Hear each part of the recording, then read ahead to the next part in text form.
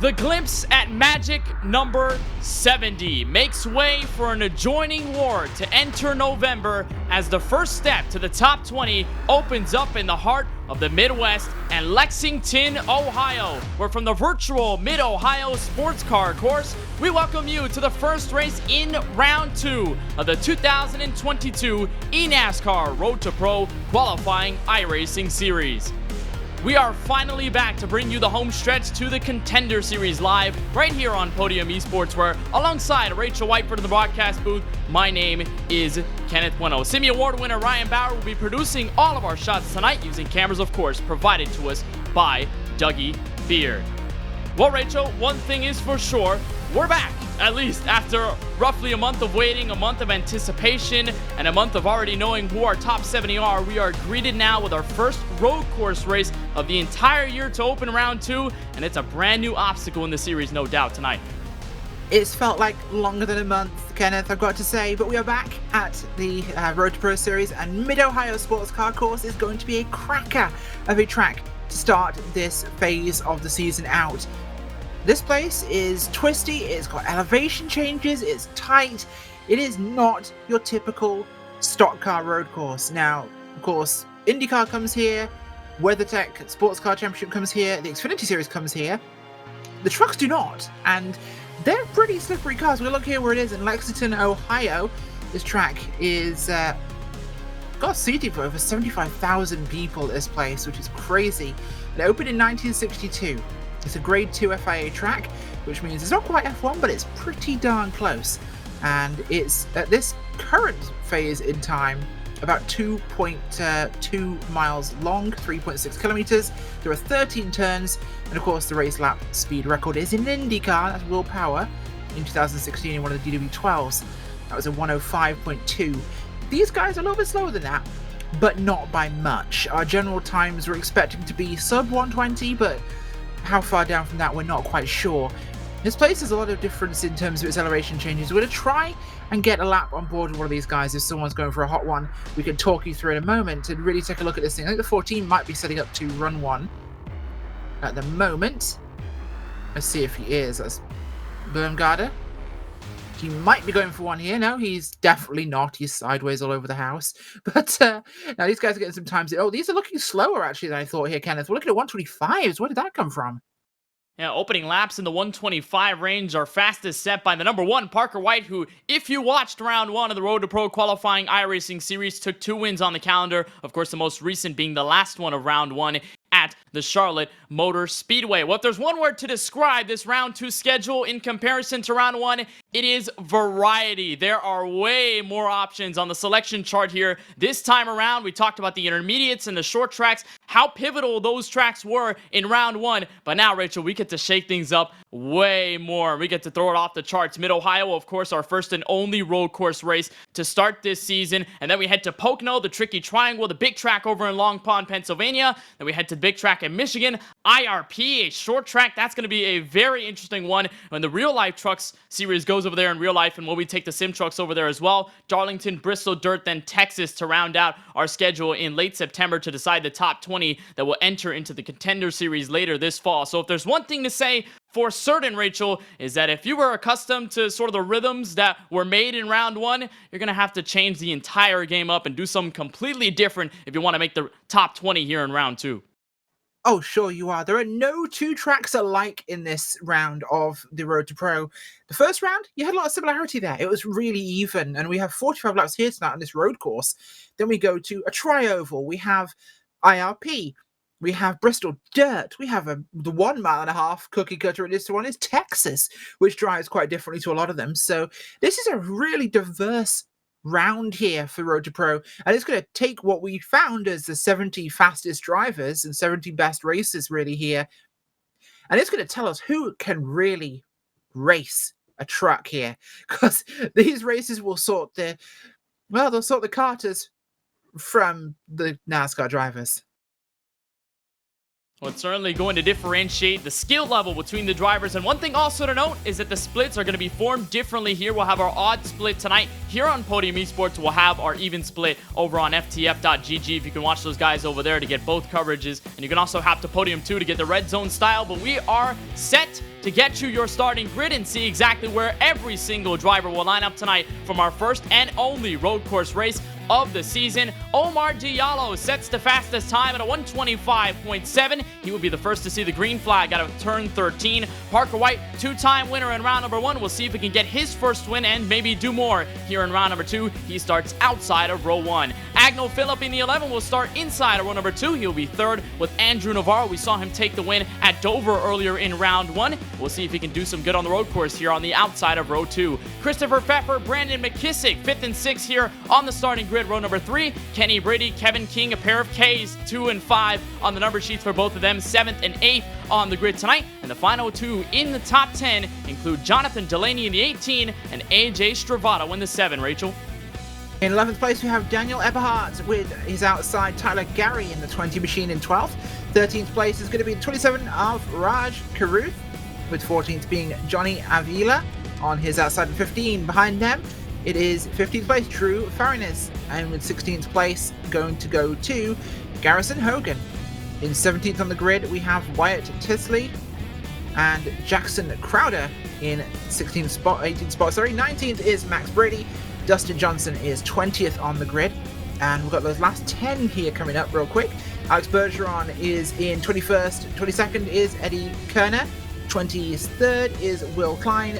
Christian Peterson in 24th. 25th, Michael Bumgarner with Brian Blackford 26th. As we hurry through these, because it's a really short pace lap. Ethan Lake and Connor Horn. And behind them, it is Joseph Galotta, Kyle Mayers, Matt Parker, and Kyle Wynn. Going straight to you. 31 trucks on the grid. 21st on back, by the way, did not go for qualifying, so they're going to have to line up the rear of the field, but already quick enough. Pace car to the entrance of pit road, and a Chevrolet Toyota. Omar Diallo, Parker White bring us the green flag. We're underway in round 2 of the eNASCAR Road to Pro qualifying iRacing series as the field chases for turn 1. You know, I think not qualifying might be a smart play by some of these guys, because this I can see getting pretty messy pretty soon. 2 big opportunities for future laps into the keyhole here, turn 1 and turn 4 into China Bend. These are the big braking zones. This will be critical passing opportunities here. Oh, 3 wide up the middle towards the Ritter field there. Someone diving on in here. This is definitely where we'll see some spice. I'm surprised they're all still on the racetrack.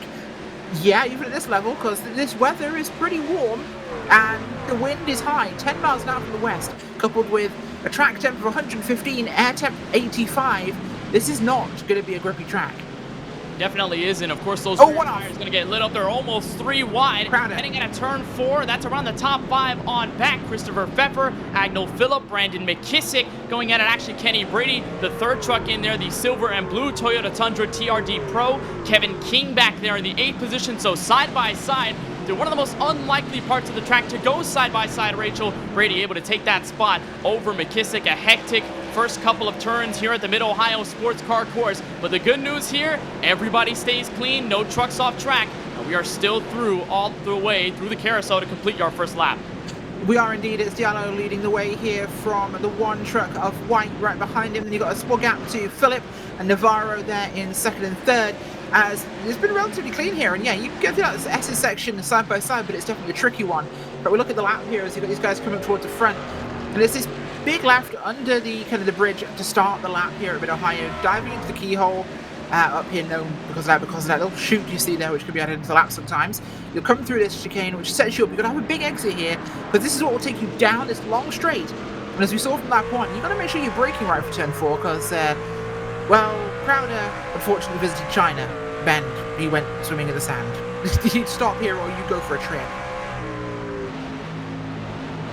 Now, you do not want to enter China Beach at all. You do not want to be skimping through there, especially out of turn 4. And later in the run, we'll talk about the drivers getting very loose going in there. It's a hard braking zone, and you really have to make sure you're stable before you even slide in, because if seen a couple of trucks, including myself in C-Fix sessions throughout the week, slide into that corner, and it gets very sketchy. You're going to have to really wrestle the wheel to get it out of harm's way. A battle around 15th, 16th. This is Roger Carruth in the 27, going at it with Drew Freenarge in the 19 machine. Roger Carruth, a 4-time winner in round 1 of the eNASCAR Road to Pro qualifying iRacing series, and good to see him in our Split 1 coverage tonight on Podium Esports. You're right on board here with Drew Freenarge. We've seen him be a regular here in round number 1, and Rachel, this is a good look at the onboard here on the 19. Just shows you how tough this track is and how much it really demands out of you as he comes out of the final corner of the carousel.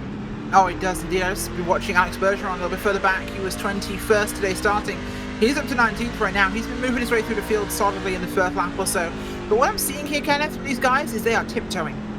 They are all tiptoeing.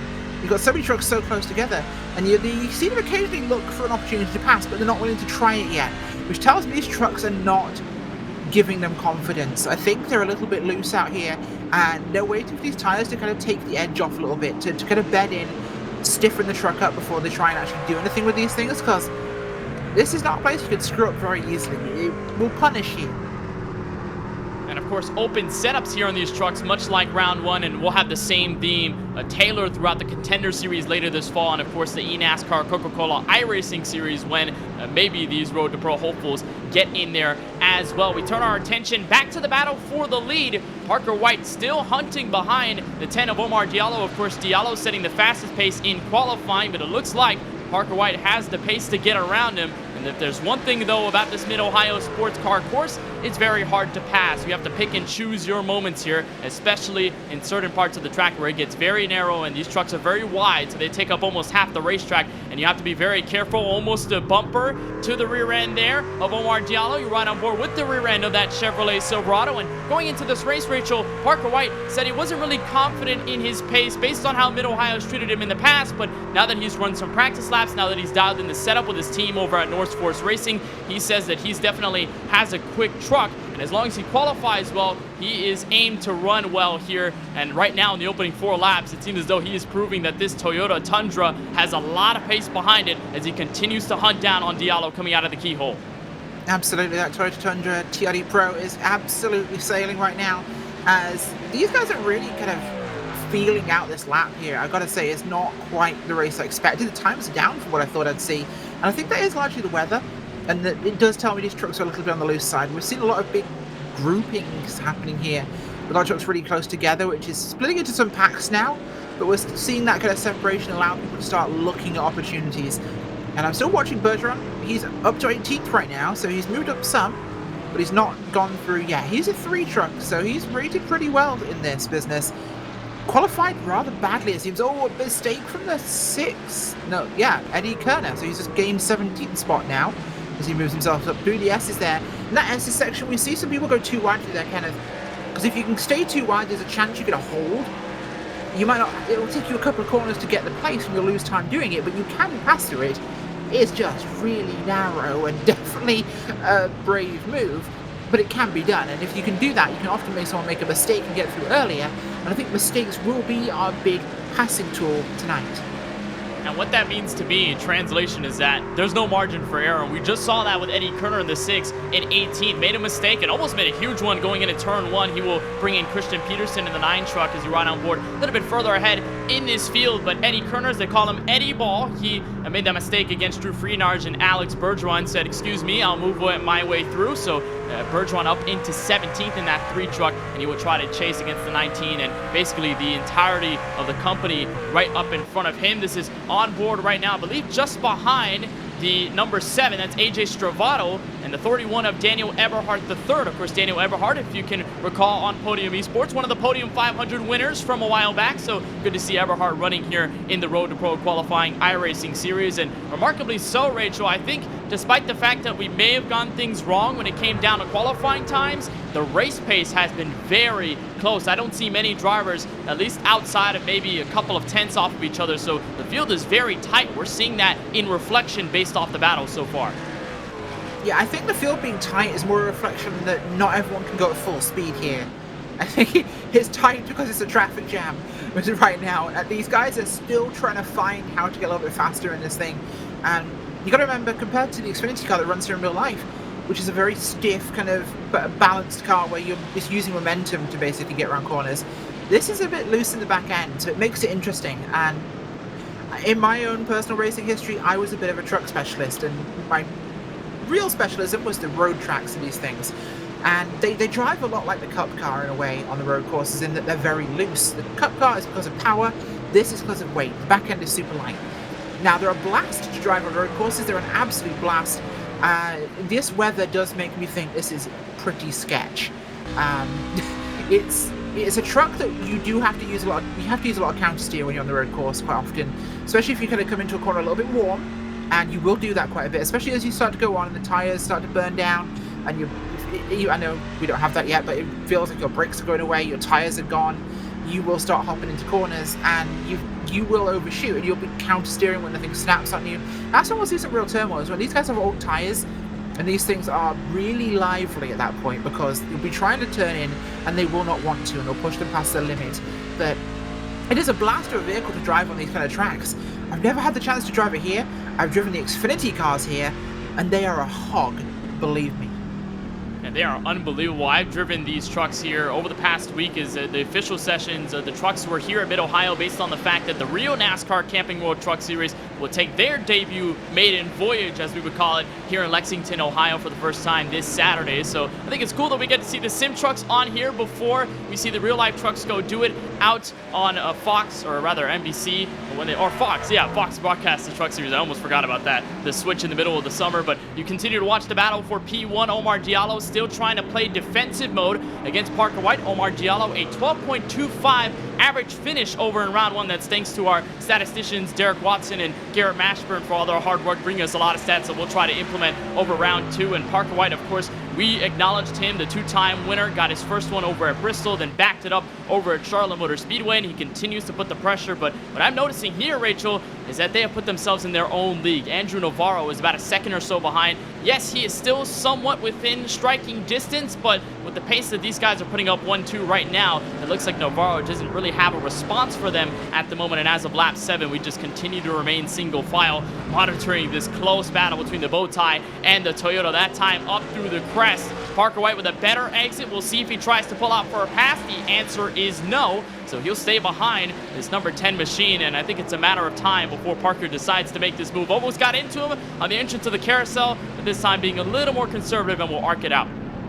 Yeah, you've got to really bide your time with the pass of these things. Like I said, Keyhole and China Beach will be two opportunities here. Those are the big braking opportunities where you could dive it in the inside. I wouldn't go around the outside on either of those. Actually, no, the inside of China, outside of China could work. Outside of Keyhole will not. But those are the real opportunities, especially the truck, is outbraking somebody. Or really give up time and get side by side in the S's. A slow, twisty section will help you. But you don't lose time. These guys have made that gap. And you've got guys who are... These are obviously some of the best drivers we have. That you'll have guys who are decent at road. You've got guys who can cope on road because they're a good driver. And you've got the real specialists who can absolutely turn it here. And you will see that kind of layered difference in the performances here. Some of these guys who are out front today may not be out front in the next race. And what's also different is that with this snake split format, you're going to have some guys going against each other here tonight at Mid-Ohio, but by the time we go racing in 2 weeks' time at the Pocono Raceway, they're going to have an entirely different competition. Of course, with the way the points are set, they snake split, they try and trade between the first split and the second split. Of course, if you want to watch our second split coverage, that's over on FTFGG. Of course, Jacob Hitz, James Pike on the call for that. And then you can have a red zone coverage, have dual split coverage on Podium 2 with both feeds at the same time if you want to get your eNASCAR fix here tonight. On Thursday, it was watching a battle around 17th. That was around Christian Peterson, Eddie Kerner, Raja Karut. They're 17th, 18th, 19th on the racetrack. They have since simmered down, and Kerner up again 2 more spots, and Eddie Ball already from 22nd up to 18th on the racetrack. We'll see if he can put some more work in, as there's a couple of more trucks in front of him. Alex Bergeron, Drew Freenarge, Garrison Hogan among that group, as some of the trucks right in front, but the distance just a little bit too large. But Rachel, let's talk passing right now, because Parker White is trying to find a place to pass Omar Diallo. Either that or he's saving his stuff, because he has not tried to aggressively go for a move. The keyhole is one of the maybe few places you can go in for a pass. This next corner will be it. This long back straightaway entering the deep braking zone, turn 4. Maybe you can make a pass in the carousel if you can outbrake your opponent. But Parker White looks to be just hanging in there, and I think he's maybe just trying to pick and choose where it's going to happen, because if he tries something a little bit too early, you talk about the wear of the tires, he may burn them up more than he anticipates if he tries to go for a pass this early, and obviously he doesn't want to do that before our first pit stop. No,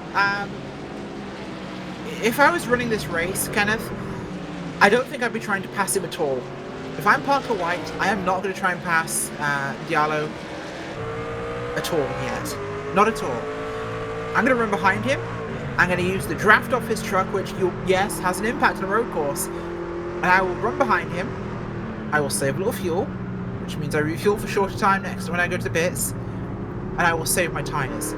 I will run to his pace, even if I'm faster, and I will save my stuff, my tires and my fuel. I may go an extra lap when it comes to pit time. I may try and undercut him at the pits. But I'm going to want to try and make something happen around that time. Why? Well, the track is warmer, the track is more rubbered in, I generally have a better idea what the field's going to do, and I'm also more aware of how he's going to drive, where he's strong and where he's weak. This first stint, it's time to go to school. It's time to learn, it's time to work out what he's doing, and where you can apply something. And I think the best opportunity might be in that pit cycle. It is the huge advantage with it being so difficult to pass on track. That, or by the time we get to that point, there will be lap traffic, which will definitely make passing much easier. So why risk it? Why do something early that could bend your truck and put you in a gravel trap? Wait till the second half, go then.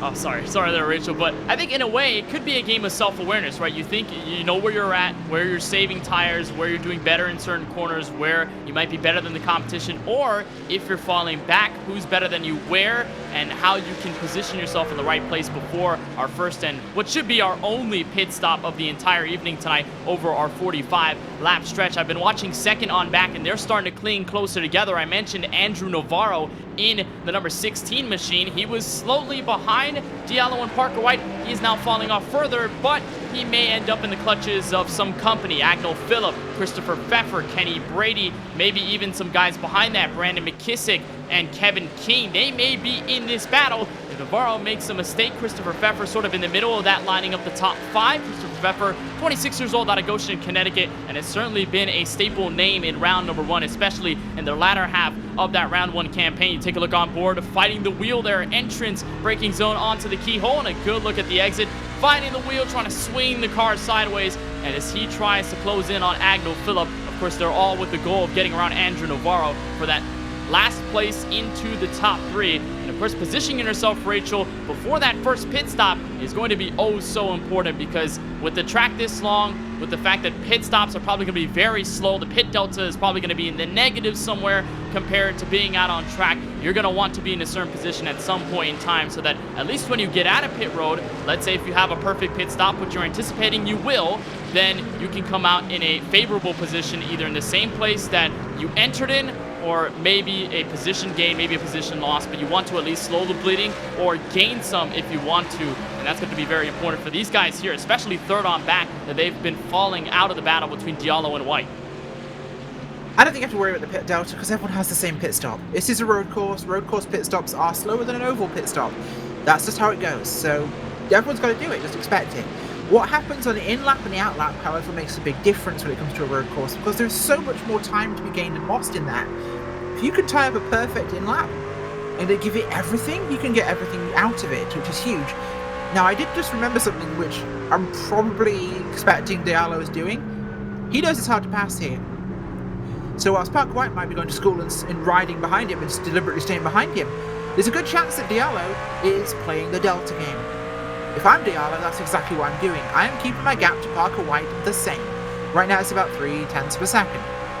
I'm going to keep my gap to him 0.3 per second. I'm not going to run 100%. If I can keep that gap at 0.3 and run at 95%, I'm going to do it, because again, I save fuel and tyres. It's the smart way to lead a race on a track that's hard to pass. So Parker kind of being a little bit careful right now as he almost gets into the back bumper. That's entering, I believe, turn number 6 on the racetrack through the S's section, and then they'll head up over to what they call Thunder Valley. This is exit turn 9 over to turn 10. A very interesting, fast part of the track. You go over that hill in turn 9. You go a little bit further more uphill on this left-hander that can kind of catch you off guard. A blind corner with the red and white stripes there all the way at the bottom end, and then entering downhill through the carousel, one of the slower parts of the track where you really have to keep your paces about you. And Parker, it seems as though he is trying to get around Diallo, but he just cannot find the place to pass. He's just kind of been hanging in there. We'll see if White attempts to pass anytime soon, but for the moment, it has not come to fruition as they enter back to turn 1. So far, our biggest movers of the night, I think, are +6, and they have been relatively tied. I think it's between Christian Peterson and Michael Bumgarner. They are 18th and 19th on the track right now. Peterson on the tail end of the battle for around the top 15. He's hanging right behind Eddie Kerner, Eddie Ball in the number 6 machine. He's right on board with this number 23 for Logitech GL2C Sports. And again, we've talked about the strength of Logitech GL2C Sports. Most of them that we saw in round 1, those names I believe are in the other split, not here in this odd split in round number 2. Is a bump to the rear end. I think we may see a pass here sooner than later, Rachel. Kerner trying to play some defense, and now here comes Peterson on the long straightaway, almost skipping through the grass, and a block entering turn 4. They'll go side by side.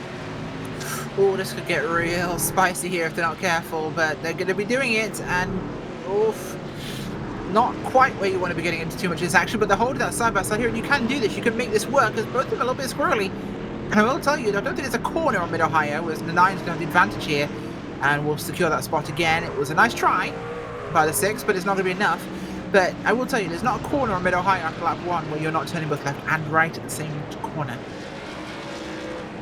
And that was a textbook move. A lot of strength showing out of Christian Peterson. He is now, I believe, +7 on the board right now. Move him up to P17 on the track. So that's 23, or rather 9 truck having a lot of pace so far here at Mid-Ohio. The only problem is track position really isn't his friend. He's going to have to continue to pick through the field if he wants some sort of an advantage, as we'll turn our attention back to the fight for P1. And they are still nose to tail, 1-2, and pulling away from Andrew Navarro. Look back. Look behind them. It's getting spicy. Indeed, Philip Pfeiffer, Brady, McKissick, these guys were just jumbling it up and running into the keyhole. And we're expecting probably the same thing coming down here into China as, some connectivity possibly for Diallo might be a factor here in White's mind.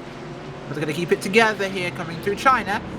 The 4 takes a bit of a look but holds it back in line. They're going to behave themselves, a little bit of bumper rubbing actually there between the 11 of Philip and Pfeiffer's track. Pfeiffer wants to go somewhere, I think, Kenneth. Yeah, Pfeiffer trying to push the issue here, got way loose coming out of turn 4 as he tries to attack on Agnell Phillip. They were all bunching together somewhat in an accordion effect coming out of the keyhole. And I think if you're Andrew Navarro, you're looking more and more in that rearview mirror. You're getting way more concerned about what's going on behind, because if they're being aggressive for positions and infighting between themselves, if they continue to keep this pace on Navarro, they're going to try to do the same thing to Navarro, no doubt. And Phillip tried it a little bit, exited the keyhole, but he is remaining still behind that number 16. Well, this is only the first step of many to the eNASCAR Coca-Cola iRacing Series right now in round number 2. And if you want to learn more about the growing world of eNASCAR, you can scan the QR code on your screen or visit eNASCAR.com and sign up today to get all the latest news and updates from Road to Pro, the eNASCAR Coca-Cola iRacing Series, and much, much more. Of course, iRacing and NASCAR, the great partnership they have held over the past couple of years and how strong it's grown over recent memory. So a lot of great things to look forward to in the world of eNASCAR as the Coke Series continues their 2022 campaign at a great race just a couple of days ago over at the Road America track over in Elkhart Lake, Wisconsin. And of course, our Road to Pro qualifying coverage, which will end up in our Contender Series coverage a little bit later this year. I believe we saw one of our trucks onto pit road for the first time. Joseph Galata in the 25 took a trip down there. He is 30th on the racetrack right now as he exits the final corner here at Mid-Ohio. Leaders are now entering turn 9 back up the hill, and it is still a league of their own for Diallo and Parker White. Parker not aiming to take the position just yet. I think I'm at the edge of my seat, Rachel. We're just watching, waiting for Parker to do something, but he hasn't pulled the trigger quite yet. He's just hanging in there. That's a good note, though, to put some pressure on Diallo, though, for certain. Oh, little contact there between those two. Parker gave him a little bit of a nudge. Side by side behind him. Navarro and Phillip. Something I noticed the last 2 laps, by the way, is that Navarro's been arcing the keyhole corner a little bit more. He's been a little bit wider, exiting a lot of corners as well than some of these guys, as we see him move just behind the Pfeffer's car, truck even, the two getting alongside him. Little contact between those two, the two of Brady. A little bit of a rub there, but the truck of Navarro has been tight. As we've got an outside move here by Phillip, who's going to try this, but watch Navarro wash up. He can't hold it down, he's going to get out the throttle. I think he knows that. I think he knows if he holds him tight, he can get the run, and the other will have the speed here to make that pass. That is homework. He saw he was getting tight and knew if he had to hold him down, there was either contact or he'd have to back out. Oh, but it's side by side here. If he outbreaks him, he's going to maybe let him have the corner. He's going to let him have the corner. He knows he can't compete side by side. He'd wash out and hit him. Force could move squirrely, but Navarro is tight. That truck's tires have gone somewhere else, but they're not in Mid-Ohio. And the tires are certainly not liking Navarro right now as he lets that pass happen for third. So Agnell Phillip, after multiple laps of putting some pressure and playing the waiting game, he finally makes that pass entering turn 4. A beautiful move as they were side by side from turn 2 all the way to that corner, and now make it even more so side by side further back through the field. This is Jonathan Delaney and Tyler Gary going at it. This is for just outside the top 10. P11 haven't talked too much about the eNASCAR Coca-Cola iRacing Series spotter and crew member for Junior Motorsports, Jonathan Delaney, who someone entered late. I believe his first start came at Bristol and got the pole that time around as Gary will weave to the left. He is one of our first entrants into pit road. So is Christopher Pfeffer. So Rachel, our first 2 takers for service at lap 17. Yeah, they're hitting pit road now. Pfeffer heads to his pit box, which is pretty close to front, of course. He did qualify 5th, and he's into that pit box here. Up on the jacks, he's definitely taking 4 tires, which is the only real quality road course. Gets that Toyota Tundra TRD Pro up. He's got the fuel in there, he's got the tires in there. He'll get out of here and he'll be a lot more comfortable, I think, on this track. But this is perhaps an early call by some of these front runners to maybe get some track position, because they are going to be running faster. So this early pit start may benefit them in terms of space. What I have noticed is Diallo and White. Diallo has been going off the boil a little bit. White has still got the speed, he's been getting closer, but the gap behind him has actually gotten smaller. It used to be bigger. It's gotten a little bit closer, not by much, but it's starting to wind in. So everyone's pace is just dropping back slightly, and I think we'll see White make a move very soon. And then maybe before pit road, we'll see if they also take different calls as Agnell Phillip. He goes around our first official lap truck of the evening. That is the 21 of Brian Blackford, who had some PC issues before tonight's race, unfortunately, from Mid-Ohio, and had to use his brother-in-law's PC. That's where he's racing from tonight. But Blackford, not the greatest race so far, and he's E-Racer Chevrolet as he lets the field by. We continue to watch the battle for first and second, but they will stay out on the racetrack, and so will third place Phillips, so will fourth place Navarro, and so will practically everybody else. So I think there may be a question, Rachel, on maybe it was too early for the likes of Pfeffer and Tyler Gary to come in at lap 17, because I figure rest of the field here, they're looking at least a one stop in the middle of the race and cut it 50-50. The track is only going to get tighter as this race goes on. So with it heating up and rubbering up, it's going to get tighter, right? So if I'm suffering now, there is no way I'm pitting this early and making my second stint longer, because that's going to make the end of the race absolute suffering. No, I want to push this as hard as I can physically tolerate it, because it will make the end of the race much better, because it's going to be worse.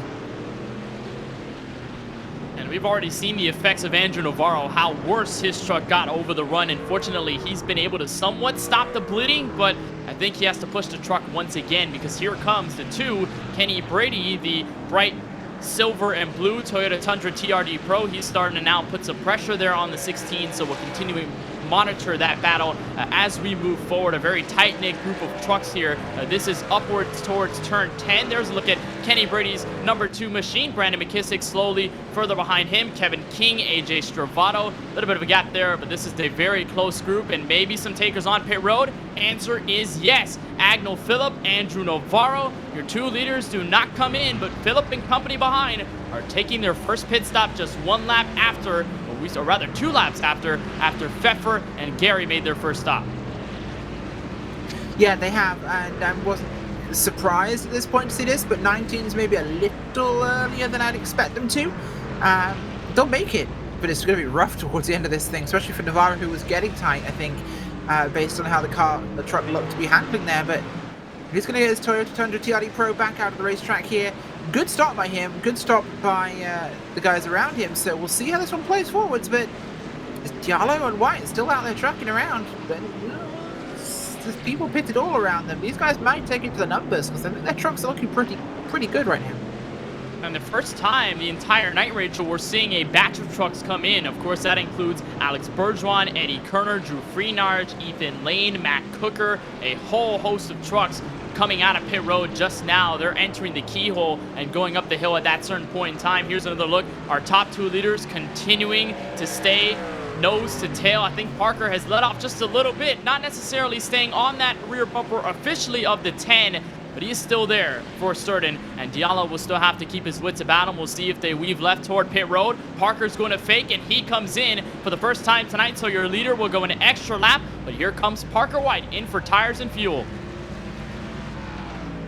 That could make the difference, I think. That's a big difference that will make. If he can make this a great outlap, he can have this first place. Also McKissick, Kenny Brady, they're also following suit. We'll take note if anybody else also decides to come in. Looks like AJ Stravato to follow Jonathan Delaney. I believe maybe Garrison Hogan. Yes, Garrison Hogan in the 8 machine also in. And I believe Kylo Ren just missed his pit stall, so he's hitting reverse, and he's going to lose a lot of time on that end trying to get some 4 fresh Goodyear Eagles and some fuel. This is, of course, 25 laps to go here for Mid-Ohio Sports Car Course, so a lot of these guys trying to cut it through the middle, but it is relatively early. I think earlier than we expected for sure here tonight, as Omar Diallo, we take a look at him coming out of turn 5 through the S's, and he is putting on his pace, and we'll see when he comes down pit road at some point in time. Just a reminder that our coverage tonight of round number 2 of the Road to Pro qualifying iRacing series is brought to you by Boosted.biz, but never mind, your leader, Omar Diallo, goes off entrance turn 9. The tires officially gave up entrance of that corner going up the hill, and Diallo with what could be the most costly mistake he's made all night long. Here comes Kevin King for the lead. He got dirt on those tires. He got a little bit too wide going through that kind of double apex part of the corner, and it cost him. He's got to pit now. He's got to. He's burned that lap. He's got to pit. He is doing. As in comes trucks behind him as well. So Kevin King follows. I was concerned whether he was going to weave right and stay on track to make that lap in the race lead. Daniel Eberhardt is also there to follow. Same deal for the 15 of Johnny Avila. Christian Peterson, I believe, is one of the only ones to stay out himself. 21 laps on his stint. There's a look at Parker White, who is cycling now. Should exit inside the top 5 by the time things are all said and done. Actually, never mind, top 3. So he would be just behind, of course, Pfeffer, who takes over second. Peterson on the oldest set of tires in P1 coming out of the keyhole. So we'll reach back to what we were about to say and remind you that our coverage tonight is brought to you by Boosted.biz. Boosted builds a custom platform for your brand to sell your products. They take care of everything. You can pay nothing and let them handle the rest. To get started with your online store, visit Boosted.biz today. Well, that was a very lovely interruption, right, Rachel? To happen into turn 9, your leader go around, Kevin King go for the lead, and then they have them both go down pit road as Parker White goes inside turn 4 on Christopher Pfeffer, so he'll move into second and should be net race leader by the time Christian Peterson comes down pit road as we reach halfway. Chaos starting to take over just a little bit, Oh, I think by pitting a lap early, he was guaranteed the lead then. I think that meant that Diallo realized this, and I think he was pushing a bit hard. As you see, the trucks come down here into this double apex right section here, which is not 2 corners, it's double apex right, really. He just tracked out a little bit too wide on that yellow curbing, and the back left caught the grass, and he went round. It's an easy mistake to make, but it turned an almost guaranteed lead into a certainty. And I don't think Parker White is going to be catchable once Christian Peterson comes in for his stop. Parker's going to be in great shape. And Diallo's going to have a lot of recovery to do as Diallo finds the way inside Jonathan Delaney for turn 1. An easy pass. Delaney not going to have any resistance here. Kevin King, who also pitted with Diallo just behind him, was fighting for the race lead when he saw Diallo go around entrance of turn 9. But for Diallo, that could have been the mistake that costs him this race win. After starting on pole, Kevin King trying to shove a nose in on Delaney into the keyhole, but just can't quite do it. Diallo now 10th, having to catch up to Stravato, and then he's got McKissick, Brady, Navarro, Gary, Phillip, Pfeffer, and then finally will he reach the race leader by the time Christian Peterson comes down pit road. Parker White was now extended about a second and a half over the driver behind him in Christopher Pfeffer, so things are looking swimmingly for the driver of the one who was holding behind Diallo the entire time on the opening run. And as he comes out of turn 9, he's got a little sight of your race leader Peterson, and that may give Peterson the clue to come down pit road this time by. We'll see if the Logitech Gialtis Esports truck comes in. Answer is yes, stays to the left of the racetrack. Will enter the pit road access, and there goes Peterson for his first and what may be his final stop of the night, cutting it exactly halfway. So Parker White in the race lead. And Rachel, this now, obviously with the fact that we have no cautions on a road course, Parker is just going to have to lay down these laps and check out. And that's exactly what he's doing right now if he wants to get his first win of round 2. Yeah, he may absolutely have to.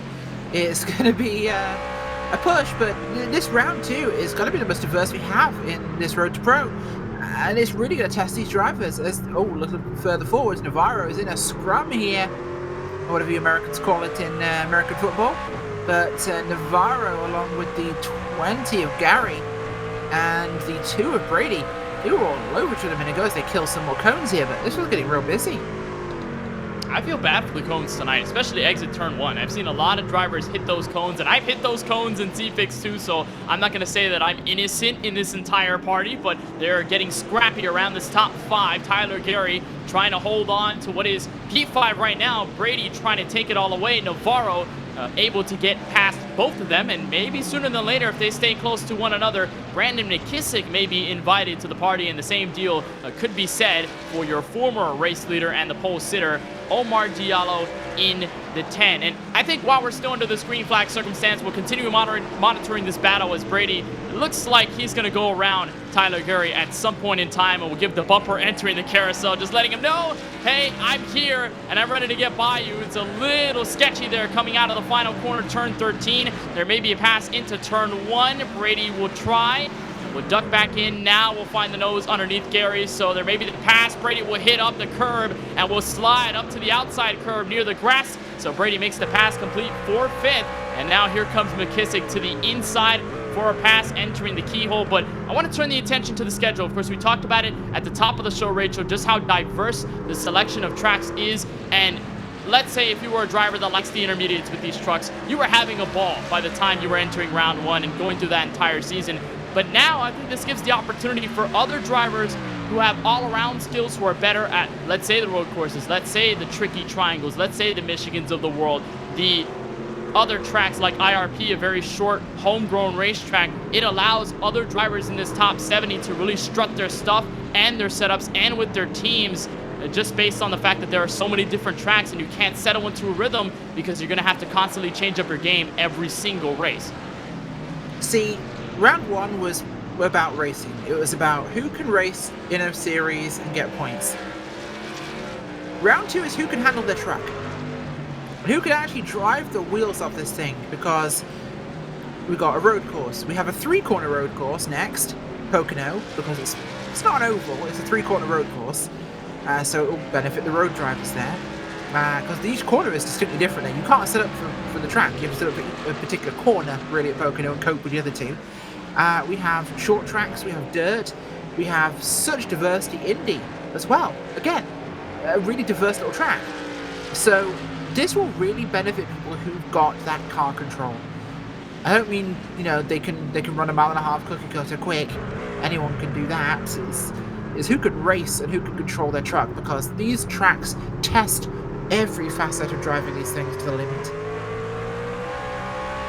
And you watch the battle between Kevin King, AJ Stravato. This is for the entrance into the top 10. And this is definitely showing how skilled they are at the road courses. Kevin King, not sure whether he was very confident in this track, Mid-Ohio, and posted about it on Twitter. Didn't really look like he was very happy to go to this track, but safe to say that 29, or rather the 5 machine in the actual server, does have a lot of speed as he goes to the inside here. Entrance through the S's on AJ Stravato, and King will make that pass complete, continuing to follow just behind Omar Diallo in the 10. A great look up the hill through the drivers entering one of the toughest sections here at this Mid-Ohio sports car course. Up the hill through turn 9, going through turn 10, and then, of course, flailing all the way to the carousel, turn 12 and turn 13. But I want to highlight, of course, we talked about some of the heavy hitters, the Parker Whites of the world, the Andrew Navarros, the Brandon McKissicks, drivers who have gotten multiple wins in the series. But then you look at the drivers who are second and third right now. Christopher Pfeffer, Agno Phillip, the 4 and the 11. Going into tonight's race, Rachel, Christopher Pfeffer was 21st in this eNASCAR Road to Pro qualifying iRacing series standings. We had talked about him a bit in round 1, but it wasn't necessarily a highlight season for him in that first stretch of races. But tonight, I think this first step in round number 2 is going to be a huge one for Pfeffer kind, as Christopher Pfeffer runs in second. And if he can hold on to this for the next half of the race, Pfeffer is going to have a very good points gap going into Pocono. Yeah, he will. And this will be a big advantage to him. I don't know if his truck... I mean, he did pit really early here, so this could be a big advantage. He could have undercut them, but we'll see what his truck does towards the end. He looked a little bit loose towards the end of that first stint, so we'll see how this one plays forwards. It could definitely surprise us. Just under halfway done here, so it's taken a bit longer than I thought it would, but these lap times are definitely up from where I expected them to be, I think. Maybe I'm confusing my times with Mosport, but I think they're definitely a little bit off what we might have seen, depending on how the track is running. Just saw the 2 get past the 16 there, so move up from where they are currently running.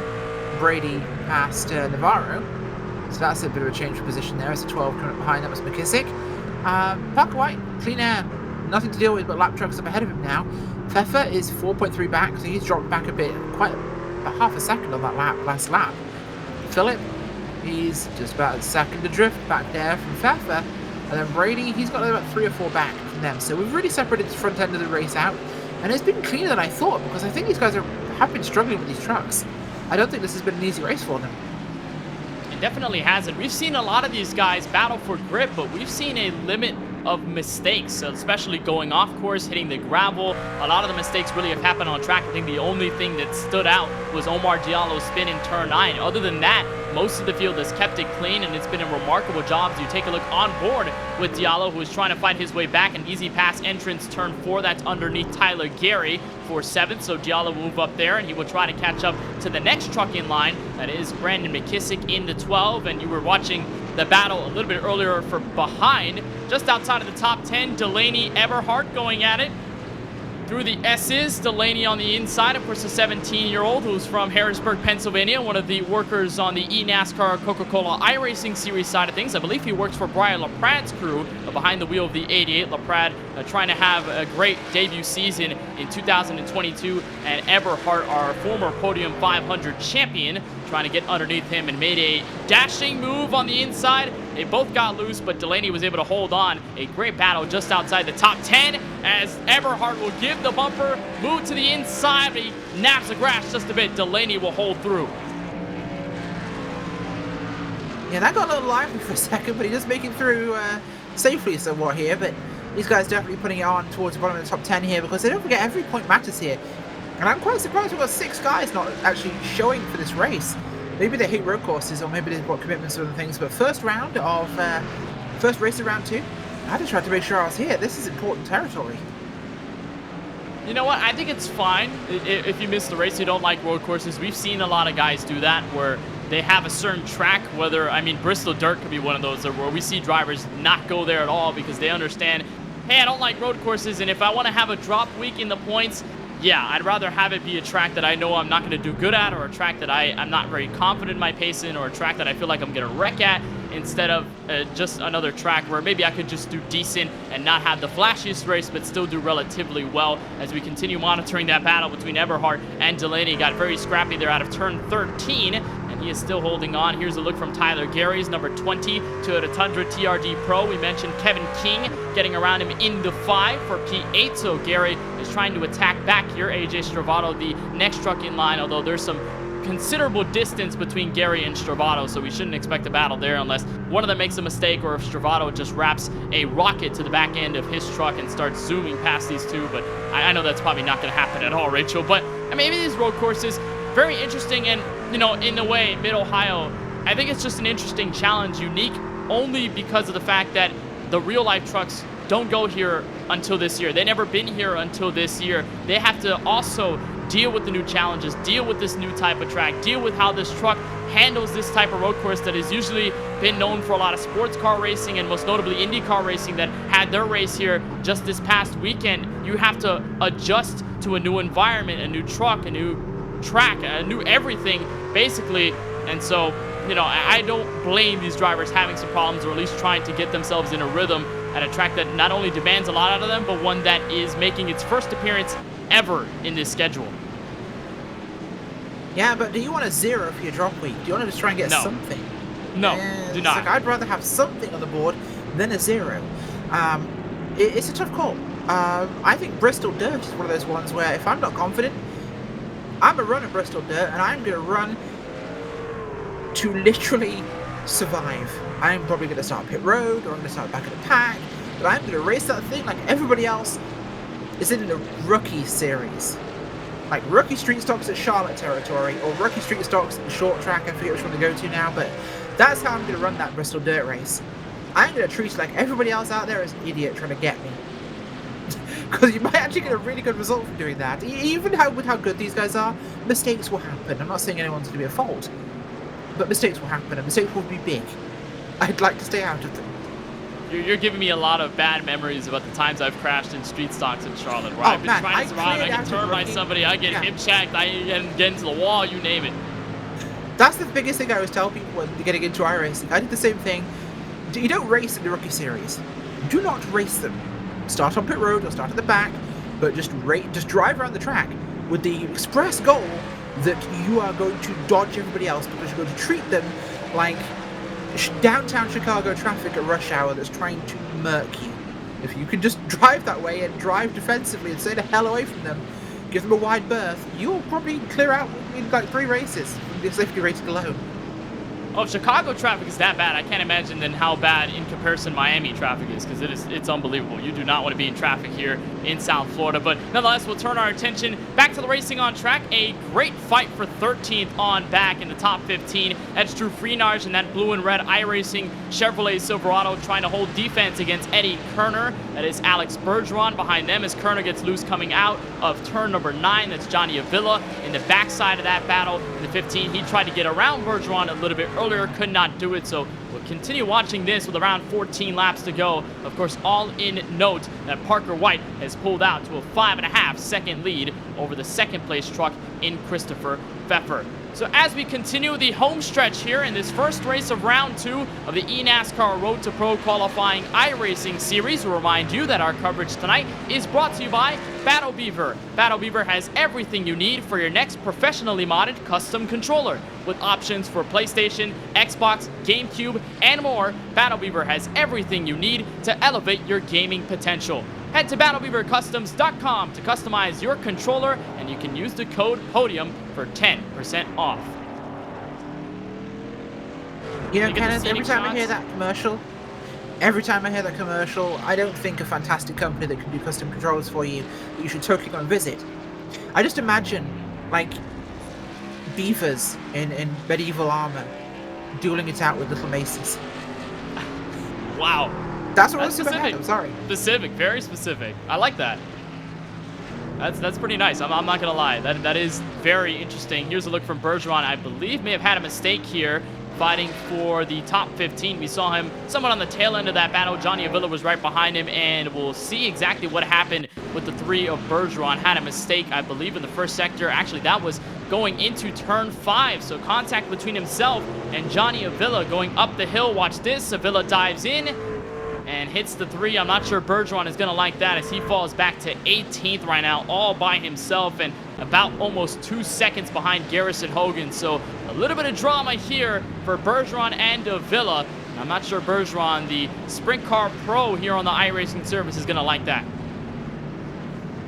Yeah, not at all. The Sprint Car Pro and him may come out here and actually take part in this race. He might have been lying dormant to the back of the truck there, but he might have to get him out to get back on this thing. We'll have to see how that one plays forwards, but it's wild, and I think we're starting to see tempers and tires and just general stress levels breaking at this point for this thing.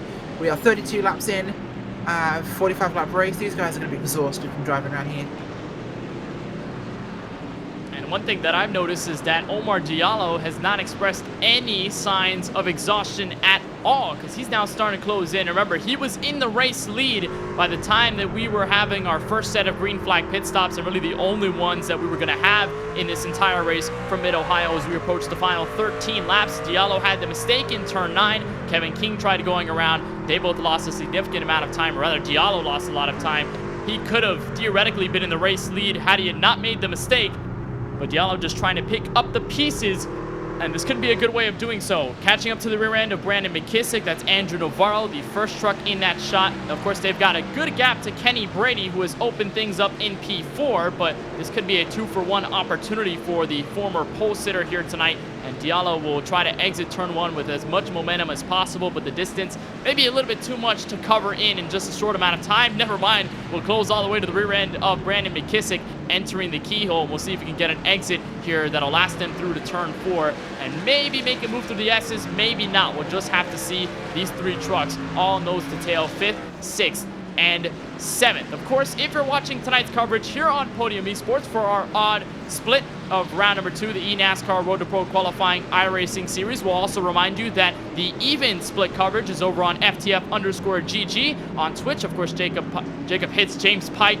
on the coverage for that. Zach Johnson, the producer behind all of the shots there. And of course, our red zone style coverage, if you could call it, a dual split coverage on Podium 2, so you can go to twitch.tv/Podium2 and get your dual fix between our race right now in the final stretch and of course our split number 2, which should have a lot of big names in it, especially a lot of the Logitech G-Altus esports trucks that we saw dominate the first half and basically the entirety of round 1. The Tucker Minters, the Seth the Merchants, the Jordy Lopez Juniors of the world, all of them not in this odd split, but they should be in that even split, so you can watch those names over there on FTF_GG while also keeping tabs with our battle here as we continue to watch Parker White lead the field by 6.2 seconds, and now approaching some lap traffic. That is Dustin Johnson, who may be the second truck to go a lap down. He will be in the same group as Brian Blackford. He is 30th, and there's a look at Parker coming out of the keyhole turn 2. Yes, and he is, and he's got to keep himself going here because he's not going to pace him anymore. As Diallo's working his way forwards, and we kind of, looking back a little bit further, the 11 of Philip, along with the 7 truck. Oh, that's a lap truck, sorry, is that? Was AJ Stravaro? No, he's up there somehow. I'm curious as to what I'm watching here. No, it's the 31 of Stravaro. Sorry, I do apologize. I was looking at the wrong trucks there, but these guys are absolutely going for this thing, as we've got the 19 as well in something. Now, here comes a side-by-side battle. There's Christian Peterson. We saw him overstay his pit stop cycle and was the last one of the entire field to come in for a stop. He led a couple laps before coming in for service as Parker White was closing in. Drew Freenar's just behind, a solid pass into the keyhole. And now Eddie Kerner, Johnny Avila will try to bring things back, although Avila has fallen off, and I'm not sure whether there's a lot of damage on that Toyota Tundra. In fact, not really any via the contact against Daniel Eberhardt there, or rather Alex Bergeron, rather, to correct myself there. Bergeron going around, and Avila, not any damage there significantly, but he is starting to fall off, so the tires are really starting to disagree with him at this point in the race as we approach our final 10 laps here from the virtual Mid-Ohio Sports Car Course. And we again turn our attention. Navarro, McKissick, Diallo, who's going to strike first. It looks like Diallo has fallen back. He hasn't really gained enough time to get around McKissick or Navarro, so that tells me, Rachel, that Diallo has been spending this entire run trying to get back in the game for at least the top 5 or the top 3, and he may have burned his stuff up just a little bit too early. Now he's starting to even out with these guys in the top 5, top 6. Yeah, that's what I'm seeing too. I think he has tried to use it all. He was slowing down towards the end of the first run, don't forget, and he pushed a bit too hard and it bit him, which is unfortunate because he is underselling him to say he was just a pole sitter. He led the first half of this race, and it was the lap after second place Parker White pitted, which I think he was pushing to try and kind of best the time he could for an in-lap, when he got a small mistake that so many of us could make easily. But Omar Diallo did a fantastic job so far here, and I'd love to see him do the top 5 in this thing, not to see what he can do. But he's got some guys that are still going to be pretty tough to work with, like McKissick and Navarro. And Navarro had a loose moment going into turn 5, so here comes McKissick there closing in the gap. So maybe if Navarro continues to keep these mistakes up, that means McKissick will have an easy entrant into the top 5. If you take a look on board with the 16, Navarro starting to struggle just a little bit with those rear tires, and you can tell off of the final corner of turn 13, not as much grip, not as much bite coming out of the corner, and McKissick will have a solid look at the rear bumper going into turn 1 and may set things up for this move into turn 2 and one of the hardest braking zones in this entire race of this racetrack. That keyhole and that hairpin as Omar Diallo tries to stay behind, and they're actually catching up significantly a little bit to Kenny Brady. So there may be more of a battle here than we're looking at so far at this point. Navarro, of course, a winner at the Dover Motor Speedway earlier in the campaign. McKissick has won a couple of races in his Road to Pro career. In round number 1 this year, he had 2 wins to his credit. In race number 4, race number 5, he was at one point the points leader out of the entirety of basically everybody before they cut it down to the top 70. So an impressive group of drivers right now as we'll continue to watch McKissick, and we'll take a look back at Parker White, your race leader, trying to get around Dustin Johnson. This is coming out of turn 9, upward toward the hill, turn 10. And then the final sector of the track, the carousel, it's going to get very tight. Parker's going to find some space, and we'll dive to the inside on the carousel. A solid pass that should get him clear out of the carousel. Actually, no. So he'll stay side by side.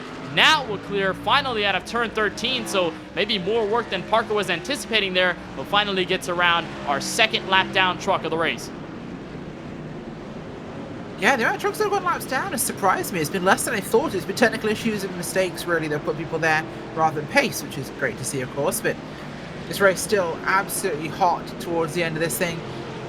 We are looking at, what, 9 to go at this point? Just under that. And these guys are still at this thing. And I gotta say, Pfeffer has been one of the ones that's impressed me. He's really worked hard here. And second place is going to be one he's earned with every penny.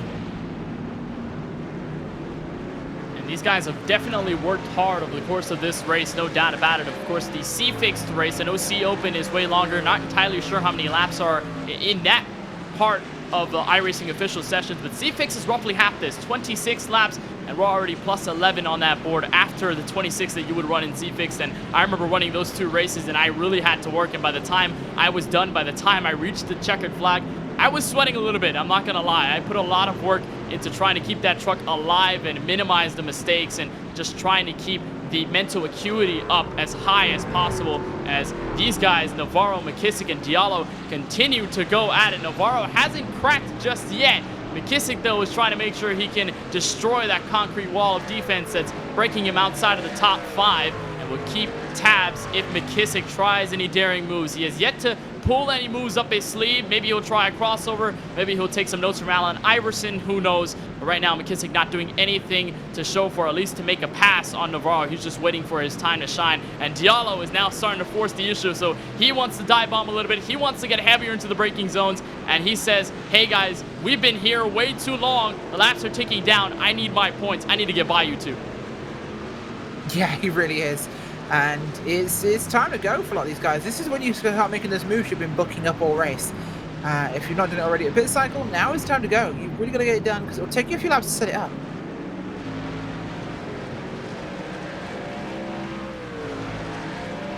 And now here comes McKissick. This may be the pass and the setup that he's been looking for in a turn 4.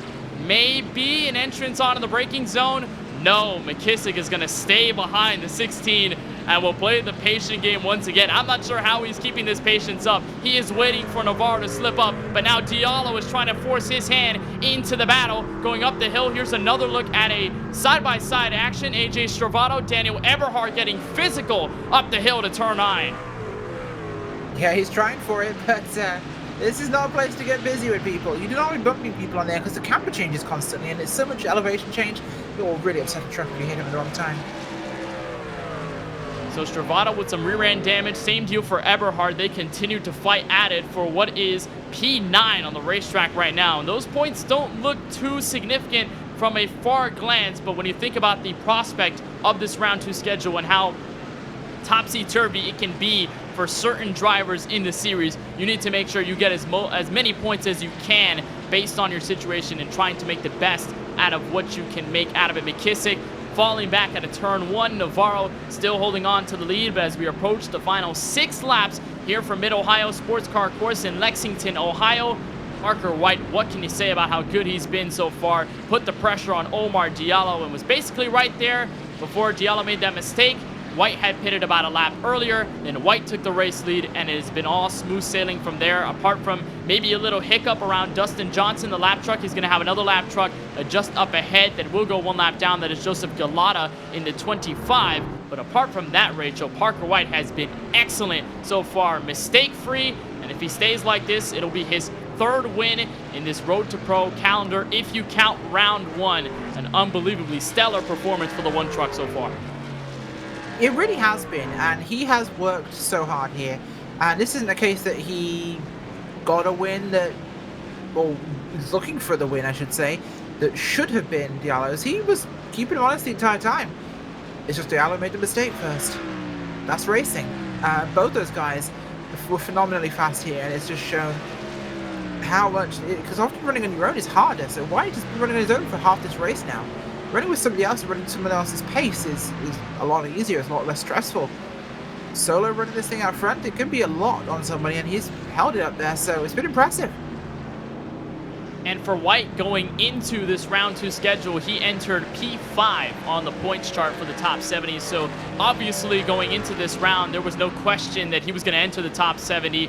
And at least for now, it looks like if he can keep his place and win this race and maybe get some better performances and maybe win more races or just have solid finishes, uneventful races for the rest of the schedule, he should be in a comfortable position to make it to the top 20. And that'll be dangerous when we come November time, because the Contender Series will start around then. And Parker White, along with the rest of the 19, if he can qualify for it, will have to switch to the Xfinity Series cars. And for North Force Racing, I think they are welcoming this challenge. North Force Racing has been a part of a lot of eNASCAR, Coca-Cola iRacing Series drivers' career. You think about Derek Justice, I believe, is also part of North Force Racing. A lot of talented sim racers, and Parker White being one of the newer entrants into that NFR group is certainly proving his talent right now as he goes around the number 25 of Galata without any pressure whatsoever. So a complete opposite scenario to what happened with Dustin Johnson in that same part of the racetrack. And White looking to pull away the main native, looking for his 3rd win overall, his 1st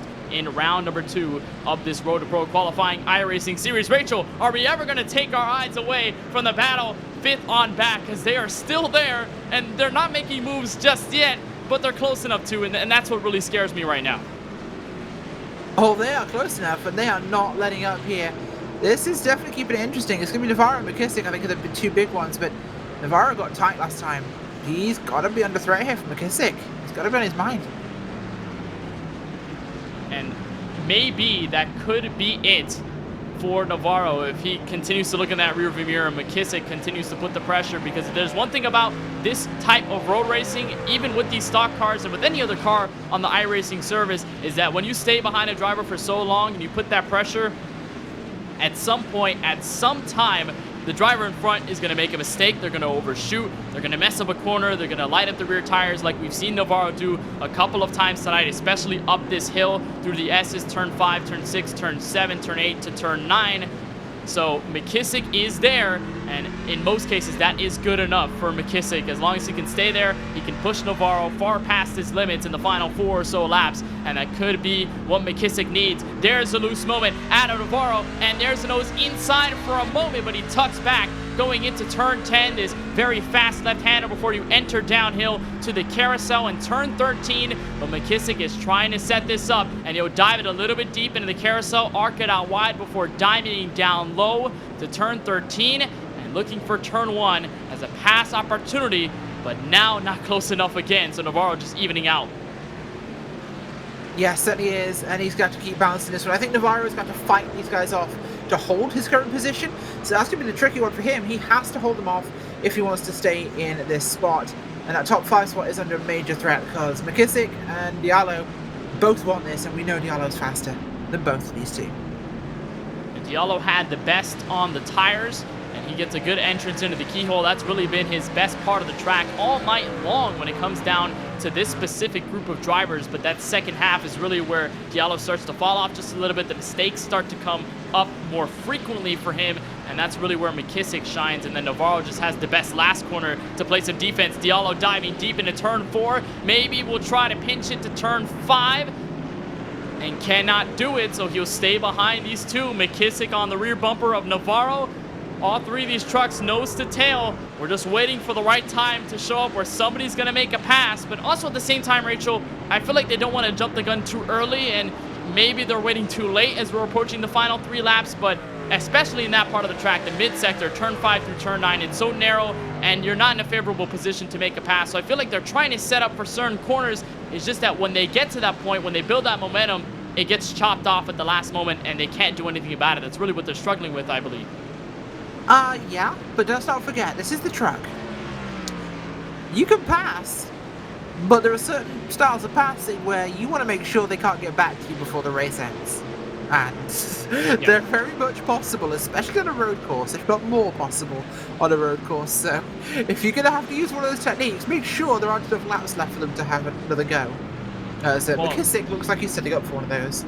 Well, you know the saying, if you can dish it out, you have to be able to take it. And I think that's what they're worried about, trying to take a pass back on them in the last lap instead of them just dishing out the pass and then saying, all right, I'm on my way. McKissick almost about hit the rear end bumper of Andrew Navarro going up the hill into the keyhole. We're right on board with your pole sitter tonight. And dive. led a majority of the laps. And here comes Diallo with a huge send in turn 4. That's enough to make McKissick scared for a moment. Side by side through turn 5. Another hit to the rear end to McKissick. Diallo trying to bully his way through, but again, it does not work. It doesn't, yeah, but it's definitely got his attention, I think. McKissick's no longer looking at Navarro as the victim here on the track and realizing he is now most likely the victim.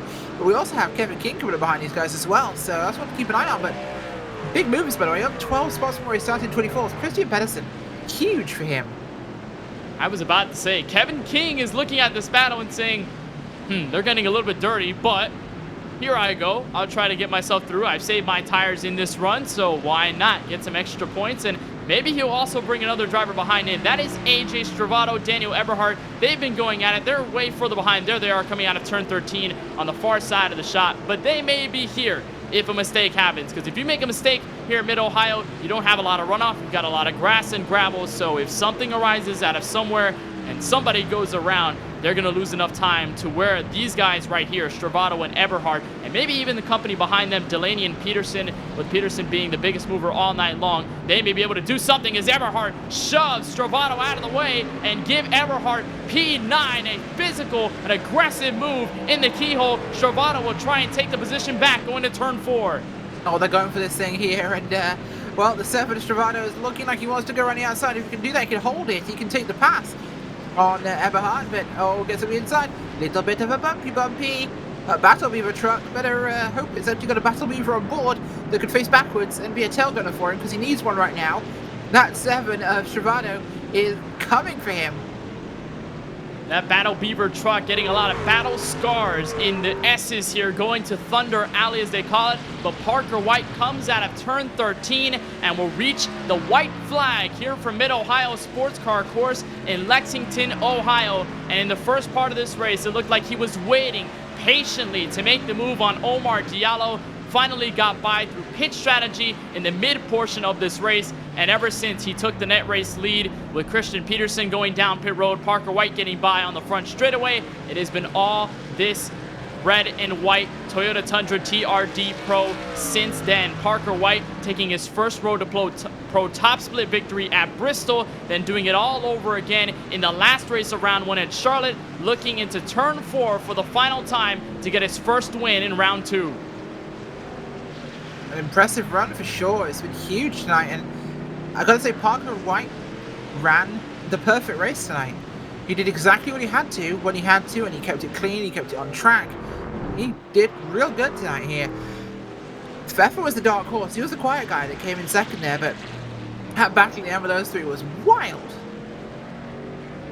Pfeffer back in second, 8.5 seconds. Agnell Phillip looks to round out the top 3, but into the final set of corners here from Mid-Ohio. Parker White came into 2022 in his first full-time Road to Pro season, and in his first start, a Road to Pro on a road course, Parker White gets his first road course racing win at a turn 13. Give the W to Parker White, winner in the first race of round 2 in the eNASCAR Road to Pro qualifying iRacing series. Really impressively done here tonight by those guys, and just a fantastic run.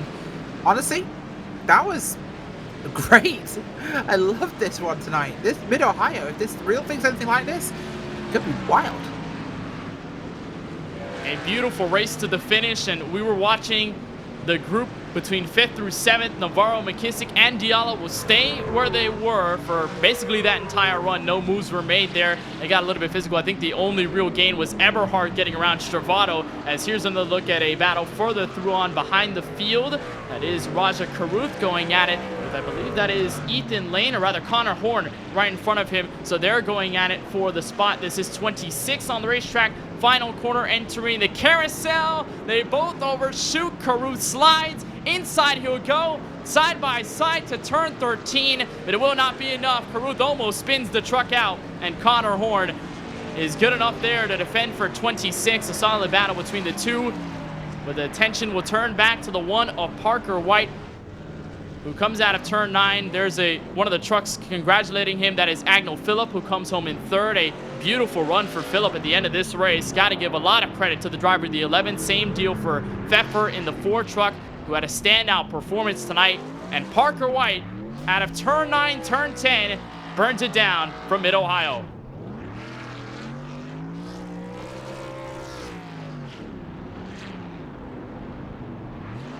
Yeah, amazingly done by White here tonight. He deserves to burn that thing all the way to the ground, as this is a good start to round 2. If this is as exciting as what we had in this race for the rest of the season, oh wow, that's one way to celebrate, I guess. Take it for a flip. And back on his wheels, just how you want it to be. Congratulations from the 02 there. No, 20, sorry. Well then, that's a way to celebrate. Go flipping into the grass, into the carousel, but of course that's after the checkered flag, so it does not matter. Parker White with his 3rd win in 2022, his 3rd career Road to Pro qualifying iRacing Series victory, but his first here in round 2 to open things out. A perfect run for White since the drop of the green after starting 2nd. Christopher Pfeffer started inside the top 5 and worked his way up to 2nd via that green flag strategy and a lot of solid pace. A great run for Pfeffer there. That's going to give him a lot of points going into Pocono Raceway 2 weeks from tonight. Agnel Phillip, got to give him a lot of credit as well. Started 3rd, and that's exactly where he finishes. That's as consistent of a night as you could ever ask for if you're that number 11 truck. He ends up rounding out your top 3. We'll see if we can talk to all 3 of them before we wrap up our coverage here on Podium Esports. Kenny Brady, a solid, quiet run for the 2 truck. He ends up in P4. Andrew Navarro was able to hold his defensive stance against Brandon McKissick and Omar Diallo. He holds on to 5th, McKissick in 6th. Omar Diallo, who started on pole, made the mistake in turn 9, is able to rebound for 7th. So that is a solid move back and a rebound through the field. But of course, he could have asked for a lot better here. Kevin King was on the outskirts of that battle, but he held on for 8th. Daniel Eberhard, AJ Stravato went at it to the line. They were as crazy as you can get, especially going into the keyhole. Stravato ends up falling short of the battle inside top 10. Eberhard finishes in 9th, and that is your top 10, Rachel. Certainly is. 11th place tonight is Jonathan Delaney. 2 spots down from where he started. Christian Peterson is up 12 from where he began in 12th. Tyler Gary is in 13th, with Drew Farines 14th. Eddie Kerner 15th place. Garrison Hogan 16th, where he started. Alex Bergeron from 21st to 17th. 18th is Will Klein, with Michael Bungardner in 19th. And Kyler Wynn in 20th. We'll look through 21st on back. The rest of the field tonight from Mid-Ohio. Wyatt Tinsley in the 23 ends up 21st. Johnny Avila, we saw him make some contact with Alex Bergeron. It looks like he had some more mistakes as well near the end of that race. He falls to 22nd on the running order. Matt Cooker ends up 23rd. Max Brady in the 17 ends up 24th. It'll be 25th for Jackson Crowder in the 29, followed by Connor Horn, Raja Karuth. We saw them going side by side in the final corners on the final lap. but Horn is able to hold on strong for 26. It'll be 27 for Raja Karuth. Ethan Lane will end up 28th, and then comes the batch of our trucks 1 lap down or more. To complete this field, Dustin Johnson is the first truck 1 lap down in 29th, and followed by Joseph Galata. Then Brian Blackford in the 21 truck in 31st, and then Kyle Myers, unfortunately, did not start tonight's race, so he's going to have a bit of a hole going into Pocono Raceway in just a couple of weeks' time. So, of course, a lot of great battles through the field, a lot of excitement, but the excitement rises to the top, and the driver at the top here tonight for Mid-Ohio at a road course, it's Parker White in the 1 truck. We're joined by him in victory lane. Parker, an unbelievable race from start to finish, and I remember you posting on Twitter a couple of hours before we went green here in round number 2. You said that Mid-Ohio hasn't been the best track in your previous history as a sim racing driver, but you were confident in the setup, confident in your practice laps. And I think this shows for an unbelievable show out as you get your first win in round 2. First of all, how does it feel? It feels really good to come off that win at Charlotte and just pick up another one right here. It feels amazing. I just wanted a solid top 10, and I think everyone was really nervous coming into this race. I was. So I took it real easy in Q. I still queued second. It was a pretty decent lap, I'd say. And I was just thinking conservative the entire race, the bigger picture, and I stayed behind Omar. And then when it came time to pit, I saw Andrew and Agnell pit on lap 18. So I knew it was time to pit on lap 19, and Omar didn't pit there. So I knew I should have cycled to the lead, and Pfeffer had a really good strategy, and he pit, I think, lap 16, and he cycled to the lead, and he let me go. So I just got to thank him for that. And yeah, like you mentioned, this hasn't been my best track, but over the past few months, it's just been insane on how much I've been able to improve.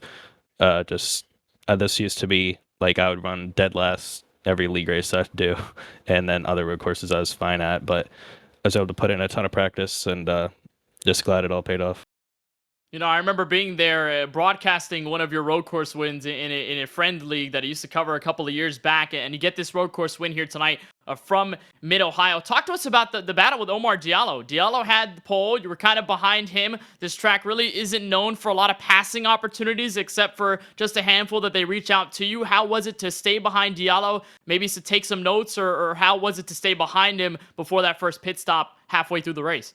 I'd say the hardest part about that was just managing the gap to the guy behind me, which I think at the time was Andrew. So I just wanted to make sure I had a big enough gap to where I wouldn't get dove bombed from behind or anything like that. So I just tried to stay right on his bumper. I didn't try to necessarily apply too much pressure because I didn't want to force him into a mistake. But like I said, I was thinking bigger picture. I didn't want to pass him. I had a couple opportunities, but I raced him in C Open last night, and I'd say the first 19 or so laps of that C Open looked exactly the same as it did tonight. So that definitely was very helpful because I knew how Omar was going to drive. I knew his weak spots. I knew where he was good at. So I was able to take that into account and just bring that to this race, and that helped a lot. Then I guess he made a mistake on pit road, which really just gave me the win, I guess. So just got to thank everyone for all the support over these last few months. It's been a momentous run, no doubt. Your first win coming at the Bristol Motor Speedway in mid-April, and then you backed it up, of course, last race, round 1, Charlotte Motor Speedway. Technically, we can say you went 2 in a row since this is your first win of round 2, and that's directly after Charlotte in late May before Memorial Day weekend. So with this win at Mid-Ohio, now you get to get yourself set for the rest of this Road to Pro round 2 schedule, which is one of the most diverse we've seen in a while, especially in comparison to round 1. So with this win tonight, how are you going to try to attack Pocono, Michigan, IRP, all the way to Texas? So what is your mindset now that you've got this checkered flag in hand tonight? If I got a good finish here tonight, which I did, obviously, it was going to be pretty easy for me to go into the next race, but this is just the first race, so we've got to keep this momentum up. I think I'll have a good shot at Pocono.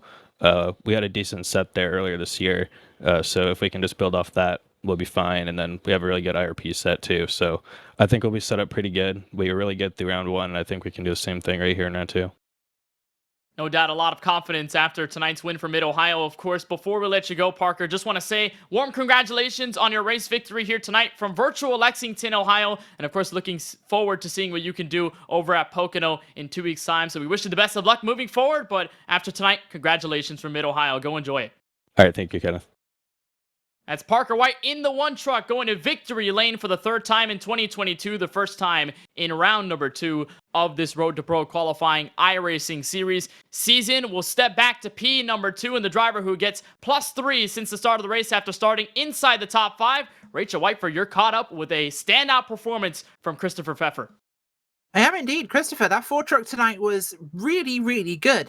You seemed to get onto something with an early pit stop. Was that a strategy you had planned out beforehand? No, I originally planned to pit around lap 20, but I blew qualifying. I had to manage to put together a lap on my second lap. There was still enough grip left to get 5th place. But I mean, the dirty air was so bad, and I was stressing out, just stuck in that pack there. I had to do something different.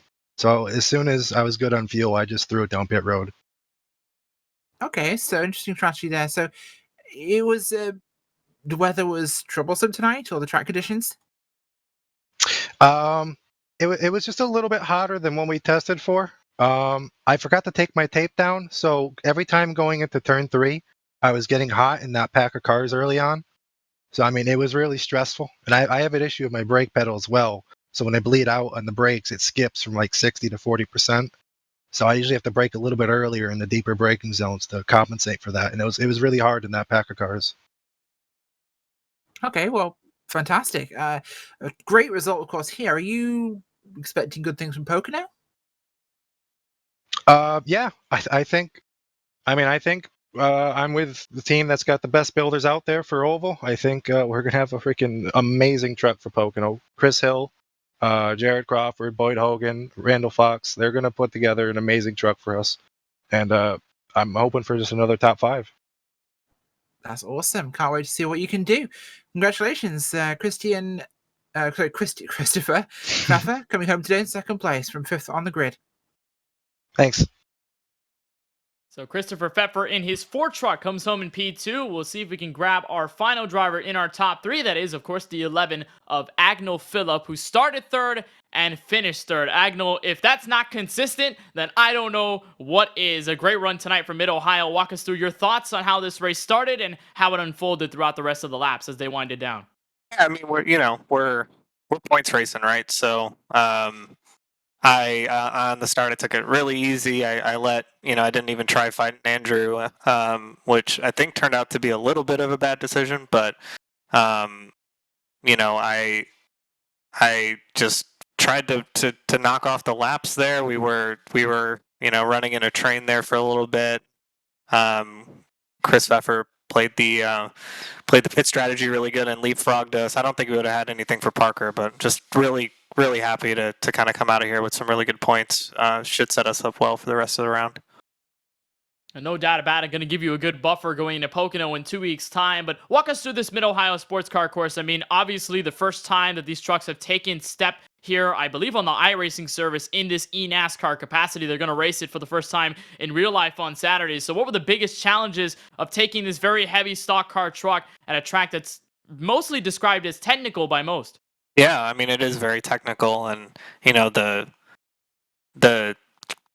trick with these stock cars on these road courses, at least on everything except the next gen, is you got to really take care of the tires while also having the pace.